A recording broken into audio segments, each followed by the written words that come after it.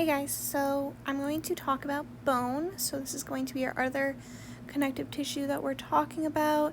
I'm not going to go into all of the details that she goes on in class, but I'm going to give you some of the basic foundational things, and then from there just study the long bone section and talking about the different types of bone. So what is bone? It has mineralized ECM, so it has a mineralized extracellular matrix. This mineralized extracellular matrix is made up of calcium phosphate that's in the form of hydroxyapatite crystals. So that's like calcium 10, PO4, 6, OH2. You're not going to need to know that equation, but just know that they're carboxyapatite crystals. The ECM only contains collagen 1, so that's like the main thing it's containing is type 1 collagen. So type 1, most think about that. This is going to be 90% of the protein in the actual bone. It also has other proteins such as osteonectin, which osteonectin acts like a glue between the collagen and these crystals. So if you just think about like your generic Elmer's glue, there you got it, that's osteonectin. What do bones do? Well, they provide support for the body, they protect vital organs, they enclose the medullary cavity containing bone marrow, and bone marrow is super important because bone marrow is where we have the production of our white blood cells and our red blood cells. They serve as storage sites for calcium, phosphorus, and play an important secondary role in homeostatic regulation of blood calcium and phosphorus levels, both of which are super important for the signals that we find in our body. There's several different types of bone cells that you'll find out about. The first one is going to be an osteoprogenitor cell. So these are cells that are derived from the mesenchyme. So if you remember, the mesenchyme again is coming from that mesoderm, right, when we were talking about embryology.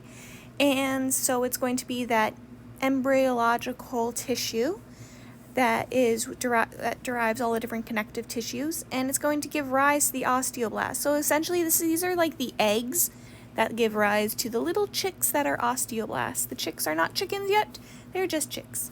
And you can find osteoprogenitor cells on the external or internal surface of the bone. Then we have our osteoblasts. So these are our secretory cells. These are going to produce an organic components of the bone matrix. So this is what's going to create the type 1 collagen and the bone matrix proteins. They are the makers. They're responsible for the deposition of inorganic components of the bone into calcification processes. Active osteoblasts are cuboidal cells that you're going to find at the surface of the bone matrix. So they're located in a single layer of the endosteum, and they're also located in the innermost layer of the periosteum. So if you think about how like a bone is made up, right, you have your bone, and then in the middle you have your medullary cavity, and surrounding both the innards, periosteum, and then the outers is the endosteum. The matrix components are secreted at the cell surface in contact with other existing bone matrix. So essentially we have this collagen-rich material being secreted, and this material is called osteoid.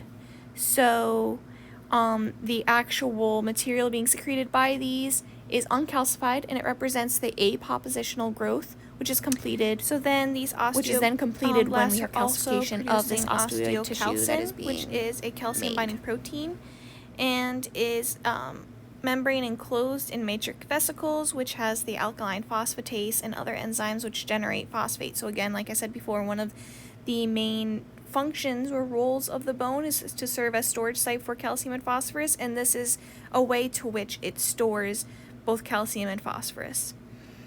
The matrix vesicles serve as foci for the formation of those crystals that we talked about before, and osteoblasts can then, once they've done their job, differentiate into osteocytes. So osteocytes, which we'll talk about in a second, are going to be inactive and may then undergo apoptosis. So let's talk about what is an osteocyte. So an osteocyte is the mature bone cell enclosed by the bone matrix, enclosed in a lacunae. So if we go back to our cartilage, right, we had this like gelatinous type of ECM, and because it was firmer, We couldn't just have the cells willy-wally everywhere. We made little hobbit holes. Those hobbit holes I called lacunae. We also have hobbit holes in osteocytes, but these are now bony hobbit holes, to which these cells cannot ever leave. And we're not going to have the differentiation, or rather, we're not going to have the reproduction of more osteocytes. These are mature bone cells that are now like, I'm not going to reproduce at all. They become hermits and hide in their little hobbit holes until the day they die and go through apoptosis. So in order now that these osteocytes have differentiated, they still need to be able to kind of have an interaction. So there are these dendritic processes that come from that are surrounded by this matrix, and these are called caniculi. So you'll have a couple of terms that we're going to talk about, and I'm going to draw it out once I define all these different terms. But think about the caniculi as kind of like the telephone lines between my little hermit osteocytes within my bony hobbit hole.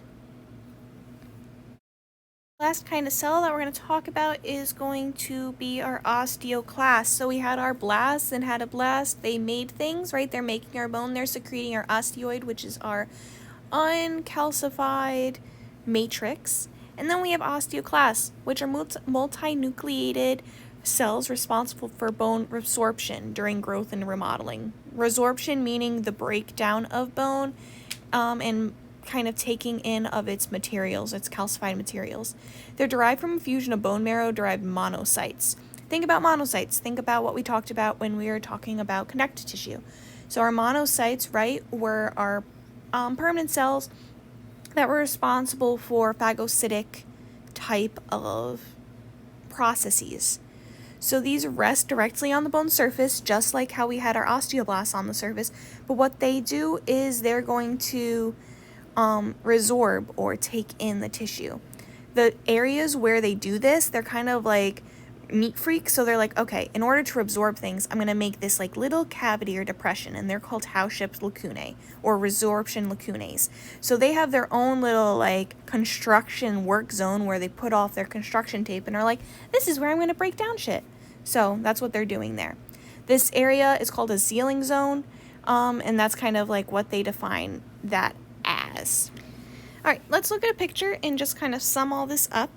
So I started by talking about our caniculi. You can see those in where this says C right here. So those are our little like telephone hotlines, text messages back and forth between our osteocytes, our mature bone cells that are kind of hiding within the bony hobbit holes that are lacunae.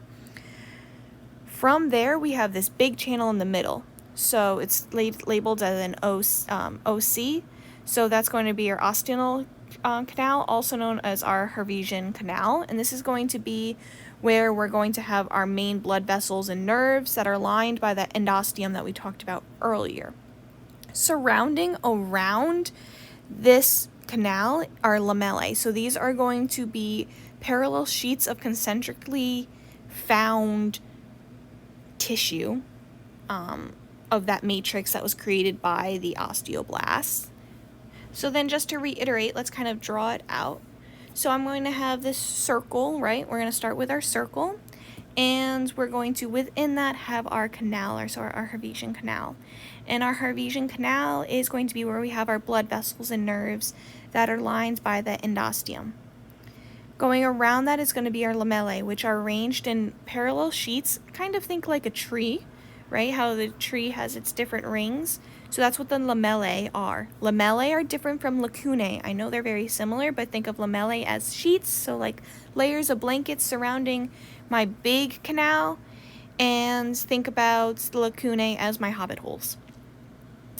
Then the other name, or rather the way to which this one cell, so this one little circle, kind of looks like a donut right now in this drawing, how that communicates with another group or osteon, which is what these systems are called, is through these really long roads, I guess is what you could call it, a road that connects one osteonal canal to the other, and these are called Volkmann channels. So think of them like a road because you have like a Volkswagen So Volkmann's channels, Volkswagen, that's where we're going to have blood vessels being carried back and forth.